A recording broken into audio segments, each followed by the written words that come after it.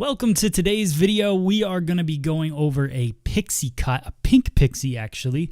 It's going to be an undercut pixie, so nice disconnection on the top. We're going to color it pink at the end. I think you guys are going to really dig this video. So today, the sectioning is going to be pretty simple. I start at the parietal ridge and I work my way back. So look for that recession point. You want to make sure that the top section that you're sectioning off is not too wide. It can really throw this haircut off.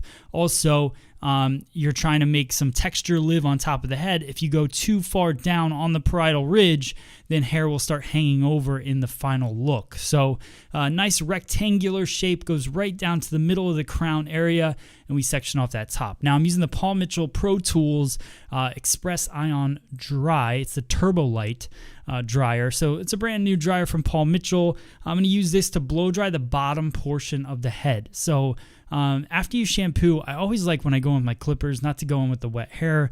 It just helps kind of get everything into the clipper better, and also keeps the hair nice and smooth and works out any cowlicks. So you just go through and you cut it really nice and all the hair is laying the right way.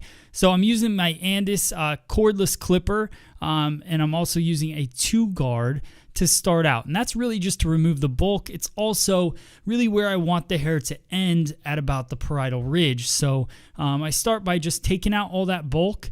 It just makes it easier for me. Some people like to start with that short section first, leave the long hair in there.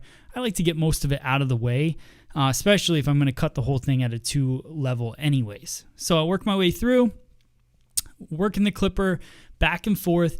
Key thing with using a clipper, guys, is just to make sure that you don't just go in one direction, because hair kind of does grow in multiple directions. Even though we do that blow dry to prep the hair, it's still good to go back and forth in different directions to make sure you get every little bit possible. Now I jump all the way down to the 0-guard, and this is a trick that I want you guys to try when you're working in the salon, especially if you're not a barber. I'm not making this video for barbers.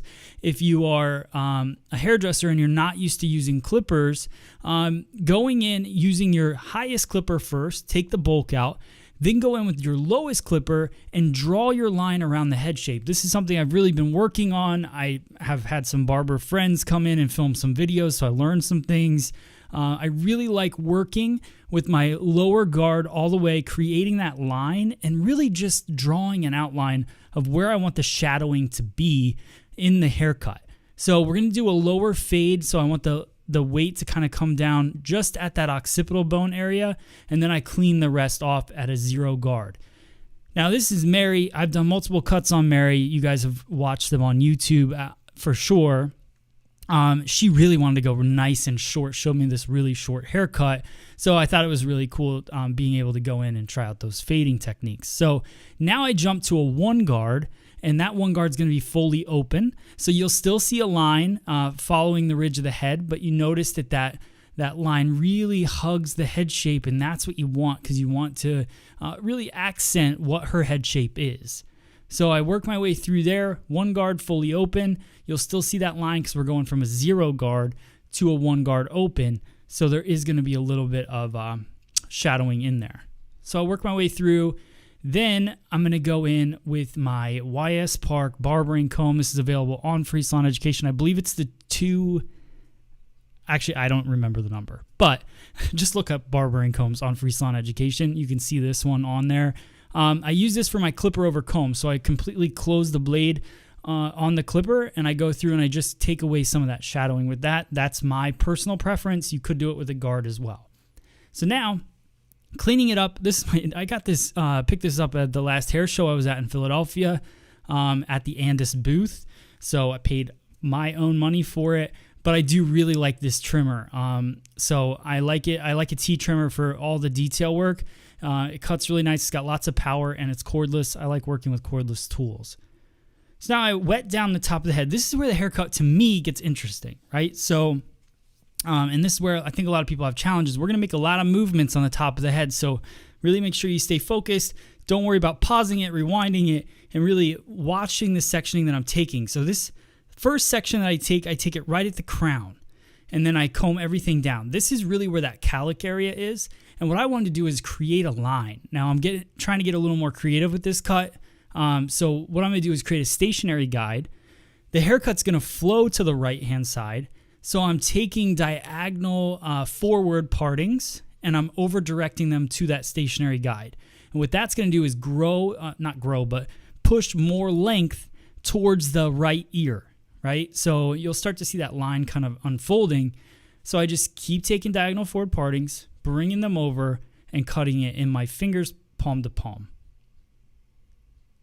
So notice, I'm going to comb this out. Notice that line and the length, and it's just an asymmetrical line. It looks really cool on the head. And now I'm going to connect it almost like a U shape, and I'm going to start another stationary guide for the top part of the head. So that's what's cool about this cut, I think, because obviously if you comb everything over to this side, it's very heavy.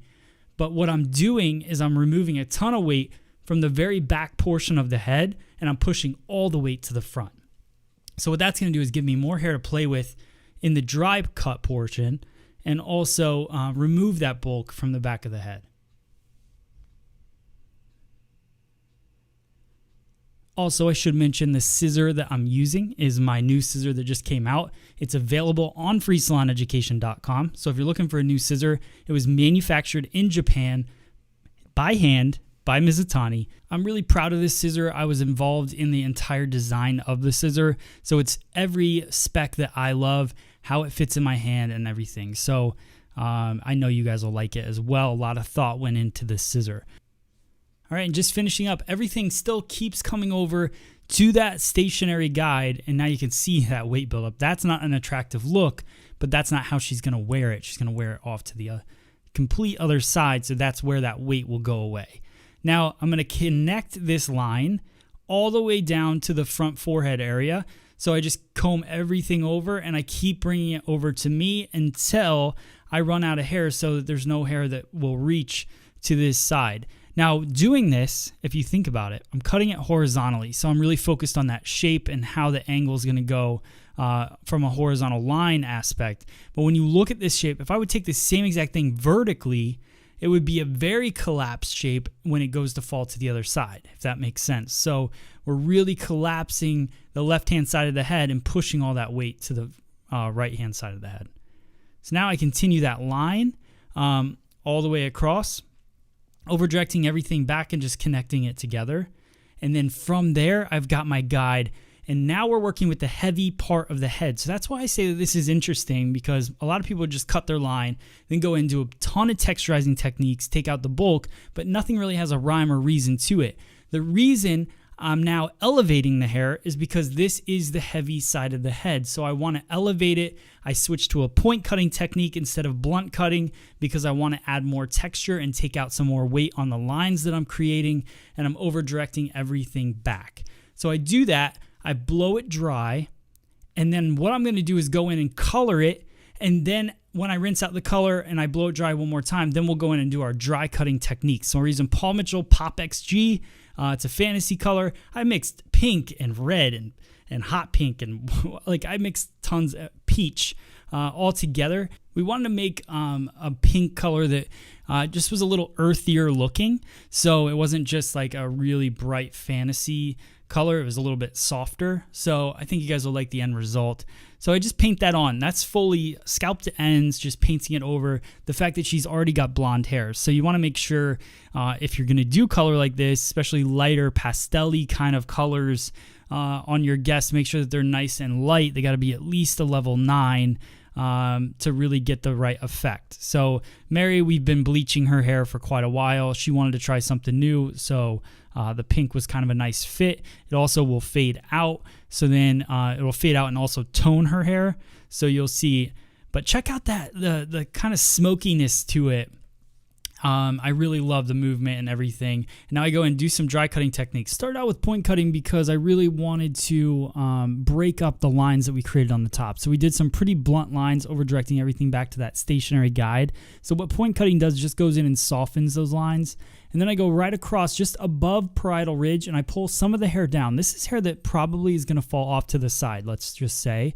So what I want to do is just soften that. So I comb it down and I work my scissor a half close and I just kind of take some teeth out of it or gaps. I just create air in that shape. And then I go in with Paul Mitchell Invisible Wear and I spray that in. It's a texture hairspray, so I create a ton of texture. It's got a slight, I'd say a medium hold, and then I go in with my iron. It's a Paul Mitchell Pro Tools smoothing iron. I go in and I just flip out some of those textured pieces to really show off the shape. Notice that the shape really follows her jawline and expands into the back, which really gives her a nice flattering shape to her head shape. So hope you guys liked the video. Remember, check out my scissor on freesaloneducation.com. Thank you guys so much for watching. If you have any questions, hit me up on social media, everything at Free Salon Education. Thanks for watching.